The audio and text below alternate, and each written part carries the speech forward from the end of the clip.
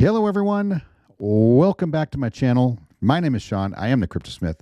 I do appreciate you guys stopping in and checking in with a video for Corium. Now, this is not a very well-known project out there. I know people have asked me about it. Hey, do you know about Corium? Do a video on Corium. So this is what I'm doing. I'm going to do a video and give you a review of Corium. Now, this is not going to be an in-depth, I don't really do that kind of thing where you just get in-depth into the weeds and into all the complicated stuff that's going on in there. That's not what I do. Quite honestly, most people don't care about that. They care about what is the project about? How is it going to work? Is there going to be some real utility for it out there? Obviously, can I make money with it? But I'm not going to give you financial advice because I'm not a financial advisor.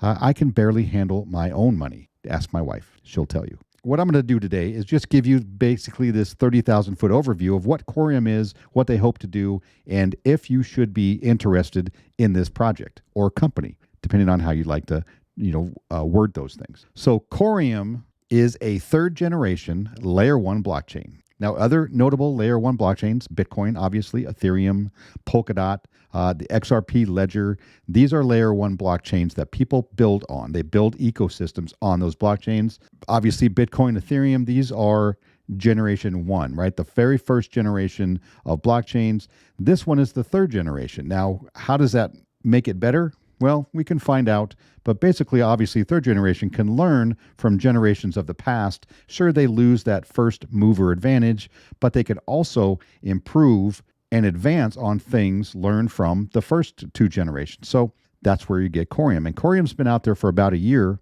building, and we're going to go through a bunch of different things and kind of touch on a few that might seem important and what makes Corium a little different than the other layer 1 blockchains. So to give you an idea, Corium was built by the same people who built Sologenic, and Sologenic is the decentralized exchange for the XRP ledger. So obviously heavy ties to XRP, possibly Ripple, but obviously they're intimately knowledgeable about the XRP ledger. It's not built on the XRP ledger. Obviously, Corium is its own layer 1 blockchain, but there is a connection there, and I just want to mention that. Now, basically, it's used as a core infrastructure, right? Core infrastructure to build DeFi ecosystems. Now, ultra-fast, scalable, interoperable. I want you to keep this in mind. We see this all the time. This is one of the most important attributes of blockchains out there and protocols that are being built today, especially around the ISO 20022 compliance. Now, Corium is the first EGB. It's a new generation of blockchains that is geared towards enterprise needs in compliance with ISO 222. Launch DeFi application, the protocols for businesses of any size. Scalable, right? That's where scalable comes from. I'm going to go into what is EGB here in a second. We're going to touch on just a few things. Smart tokens. They've launched smart tokens just a couple of months ago. I'm going to read about that in a second. We're just going to peruse the website real quick. Fastest layer 1 blockchain, 7,000 up to 7,000 transactions per second with a federated group of 32 rotating validators. Why is that important? They rotate the validators, I believe, every couple of days so that no one validator can really do any harm. It says Corium is the fastest blockchain in the world. I'm not, I'm not 100% on that, but that's what they're saying. And, if it's on the internet, it can't be a lie. Open source developers incentivization, scale with no limits. Using the well-established Tendermint consensus engine and Cosmos SDK, this is for security, Corium brings low-latency proof-of-stake blockchain, which they say is more powerful, more efficient than proof of work. Now, the Tendermint consensus engine helps basically for open source development, right? So devs can come in here and they can build on the Corium blockchain, which is what it's intended for, and build out their ecosystems using this scalable and modular type blockchain. Let's see, they have a video there you can watch. The smart contracts are written in many languages and compiled into the modern Turing-complete WebAssembly before processing. COSM, WASM, or what they call WASM, right, for WebAssembly, a multi-chain solution to build and run contracts on the whole Cosmos, there it is again, ecosystem. With hundreds of blockchains being currently used, Corium deploys a bridge functionality to interoperate with various chains through collateralized wrapping. Basically, what that means is that a native token from somewhere else, let's say Ethereum, gets inserted onto the Corium blockchain. It is wrapped in a smart contract, and then it's able to be programmed to be used on the Corium blockchain and in that ecosystem.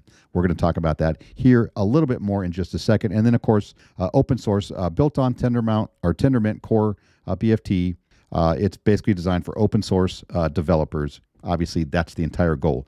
This Corium project and blockchain is designed for developers to build DeFi ecosystems of their own on Corium, of course. So let's get into what's EGB. We'll go through this pretty quick. A new generational blockchains geared towards enterprise solutions. EGB is enterprise-grade blockchain. Enterprise-grade blockchain is a new standard introduced by Corium for blockchain network specifically designed to provide the essential tools and infrastructures for enterprise of any size to build and run decentralized applications. Now, what they're talking about here is you can go up here and go to developers, go to the developer hub, and here are the tools that you get in order to operate within the Corium ecosystem and go ahead and start building out your project. They also have development grants here for new projects. You just apply. I believe they've already done a layer 1 and they've brought some people in or some teams in. Now they're doing a level 2, I believe, grant, and you can apply for this today. If you're a developer and you want to test and play around on the Corium blockchain, you can apply for a grant and they'll help you and walk you through that. So there's their toolkit for devs building on this open source blockchain. Now let's get back to where we were.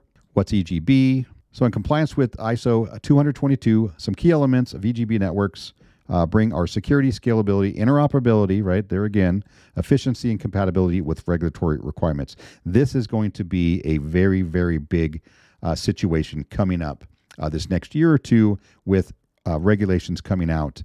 And everybody who is starting a new project is really going to want to pay attention to that, or else they might run afoul of the law or of the SEC. Since they seem to be anointing themselves the cops on the beat for all crypto, except Bitcoin. So key attributes of EGB networks, compliance with ISO, just like I said, 1,500 transactions per second at a minimum, real-time settlements, provisions for an optional KYC, which is a programmable feature you can do, possibility to operate within the required AML, which is anti-money laundering regulatory framework, right? Another one that's very important. Immutability and irreversibility through cryptography. This is, generally a standard of blockchains. They're immutable, which means you can't change them. Once they're set on the blockchain, they're set. That's it. There's no going back and trying to revise anything. Utilization of triple entry accounting, ability to set transaction-specific business rules, right? And these can be specific for any project that comes in and builds on them. Smart contracts, immutable terms, recorded in computer language and automatically executed, right? That, of course, is what a smart contract is. And then use of secure electronic and timestamp transaction ledger database shared by all parties in a distributed network. So why do EGB networks play an important role in mass adoption? Now, this is very important here. This is important information just in the general, because why do we not see mass adoption happening faster? Why are businesses not getting in to the crypto space as quick?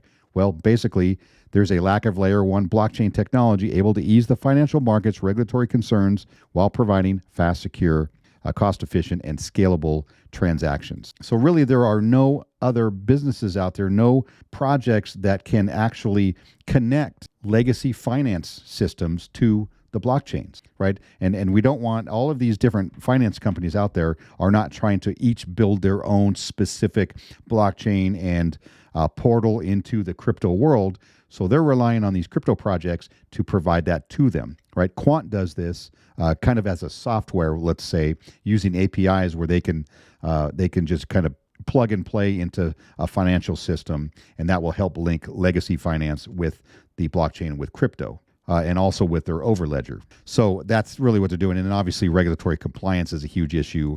That's going to have to be sorted out here at the federal level before you really get that mass adoption, the institutional type investors, the big banks and trusts and things like that. So that's what they're referring to here. Some potential use cases of EGB networks in the financial markets: commercial banking, trade and supply chain finance, payments, capital markets, risk management, and regulatory compliance. There it is again. All right, now let's go back into the smart tokens. Now, smart tokens, I believe there's an article here that talks about smart tokens. on Bazinga, Corium blockchain adds smart tokens. This was done December 19th, so just a couple of months ago. The Corium Development Foundation on Monday announced the addition of smart token functionality to Corium, a third generation layer 1 blockchain. By wrapping natively issued tokens around smart contracts, smart token technology is able to manipulate the value of the token since it holds the data and built-in programmability necessary to authorize and execute transactions. Now, what do we think of when we think of programmability in smart contracts, right? We think CBDCs. Obviously, hopefully, we're not talking about retail-facing CBDCs because that kind of programmability and trackability usually ends up being bad for the consumer, bad for a retail side. But for CBDCs to work out there, even country to country, bank to bank, there's going to need to be some sort of programmability and safety features built in. Tokens and assets on Corium are designed to provide the essential tools and infrastructure for enterprises of any size to build and run decentralized applications, right? Every business out there who wants to get on in the DeFi space, this is a sandbox for them, right? This is a playground so they can get in easily and kind of in a modular fashion set up their ecosystem however it is they want. Using smart contracts, they can program to do whatever functions they want. Now, Bob Rass here, he's the co-founder of Corium, also the co-founder of Sologenic. An integral part of Corium blockchain is support for deploying and executing smart contracts, as the flexibility offered by smart contracts brings countless possibilities to enterprises utilizing the network. Then he goes on to talk about what they're doing and how it's improving everything. I'm not going to read it to you. He says it's a game changer. I hate to use that term. Honestly, there's not a lot of things out there that are game changers. I don't know if this is. I guess only time will tell. This is still a very new project. Mainnet hasn't even launched yet. If we go over to the web or their Twitter space here, I'm going to talk about the airdrop here in a second. Corium, here's the Wave 2 grant applications are open. Right, so if you're a dev, you're watching, you can apply for a grant, and they will help walk you through that process. And if you're selected, then you'll be able to just get on and start building on top of the Corium blockchain.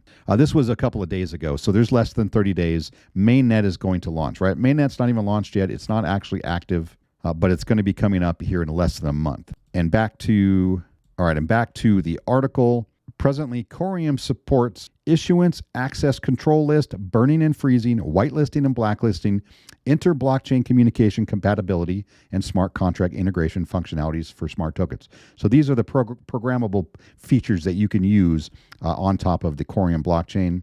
And these, of course, can be used for stablecoins. They can be used for CBDCs. They can be used for NFTs. It can be used for gaming, tokenization of securities, right? The list goes on and on of what these things can be used for.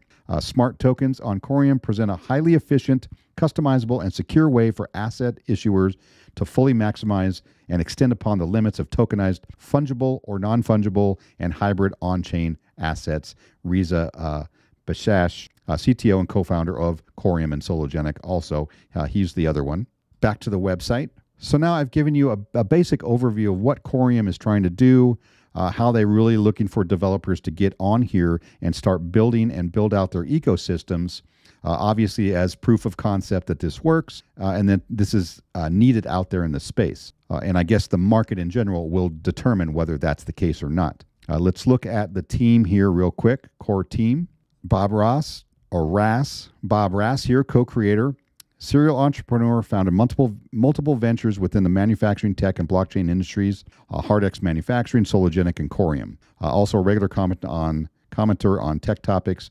Here's Reza, one of the co-founders, also in Sologenic. He's an experienced engineer with demonstrated history of working in AI and fintech sectors, right, which is exactly what this is. He has founded several successful tech companies in his career, proven to be a solid entrepreneur. And then they've got a couple of advisors here. Carl here, he was leads at Celsius X, which didn't turn out so well. Hopefully that's not a sign of things to come. Michael as well, and then they've got their whole team. So obviously, these are serious people. Look at, he's wearing an XRP hat. That's nice. Obviously, there's connections here between XRP, the XRP ledger, Sologenic, and Corium. So if you're a fan of XRP, the XRP ledger, or Ripple, right? This might be something you want to check out. Obviously, this is a serious project. They're launching in less than a month. And then let's talk about the airdrops here real quick. So they've done something. They're going to airdrop tokens to Corium holders, to XRP holders, and sologenic holders. So if you feel like this is the project for you and you want to hold some Corium, you got about a month. They're going to do a snapshot the 24th, I believe, of March. Here it is right here. Yeah, the 24th of March around 4 a.m. UTC. So if you're holding XRP, Corium, or sologenic, there's going to be a ratio here of what you're going to get. You're going to get more depending on how long you want to hold it for, how long you want to lock them up for. I'm not going to go through this. There's a lot of data here. I'm not a huge fan of airdrops.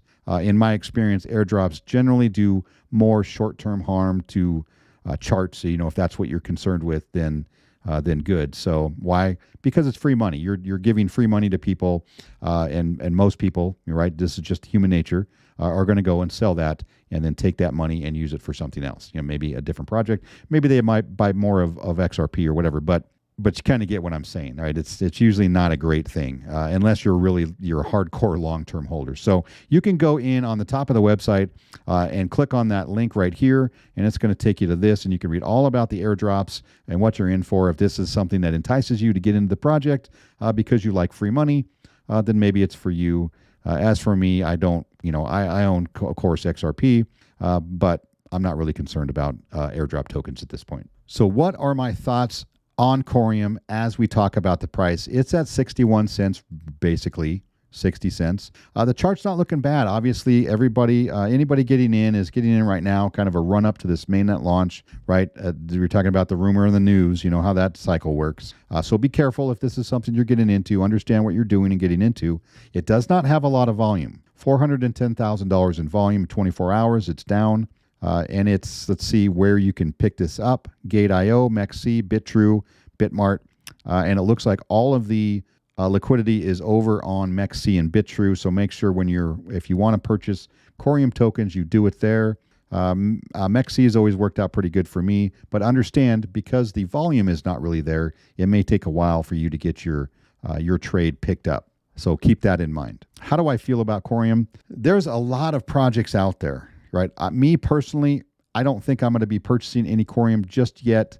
I may wait to see what's going to happen with it. They don't really have any solid, verifiable use cases coming down the road. There's no big projects. There's no CBDCs that are saying, "Hey, come talk to us. We want to link up with you guys." So I'm not saying that's not going to happen. I'm not saying they can't be successful, but this is definitely something I'm going to keep on my watch list. I'm going to be watching because of the connection with XRP and the XRP ledger and sologenic. In my mind, these things tend to run together. If Solo's going to run and XRP is going to run, Corium, if they've established themselves well enough over the next couple of years, it's likely to run with them. So is it really necessary for me to own every single token that's all connected, right? We talk about ISO tokens all the time. I tend to believe that those tokens will run, similarly. Once, if XRP goes, XLM usually follows. If XLM goes, XRP, you understand what I'm saying. These things tend to run in groups, so I don't feel like I need to own every single token in that group. And that's just my thought. Corium can be good. It's definitely a hidden gem. It's definitely something that is undervalued, I believe, right now. Nobody's really talking about it, so do some more research if you want to get into this one. I do appreciate you guys watching to the end of the video. If you guys don't mind, hit that like button on the way out. And subscribe if you haven't done so already. If you want to see more content like this, I always appreciate that. That's the entire point of the channel. And with that, we're done. I'll see you guys next time. Have a good night.